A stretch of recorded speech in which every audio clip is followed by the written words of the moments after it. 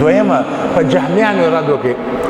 جهمیان هغه خلک و چې د الله جل جلاله صفات نه مني، یا په اسانه ټکو داسې وایي چې الله بره نه مني، الله اوچته او بره نه مني، دې ته جهمیان وایي. د الله جل جلاله مخ نه مني، د الله جل جلاله لاس نه مني، د الله جل جلاله لیدل او اورېدل دا نه مني، د الله چې کوم صفات په قرآن او حدیث کې راغلي دا ټوله نه مني. او څه وایي؟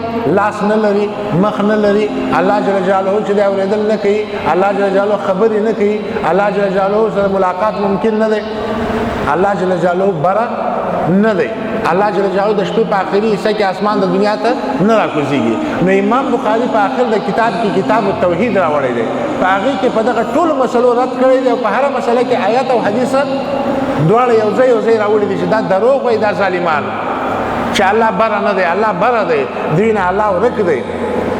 په تغې کې خو وایي په سجده کې چغې وایي سبحان ربي الاعلی، پاکي د زما کوم رب لره چې اوچت دی، او بیا وایي چې نه اوچت نه دی، اوچت که دی ویل غلطېږي. نو په دې جهمیانو باندې امام بخاري بسته کتاب یې خوستی دی چې په دې جهمیانو باندې رد کړی دی.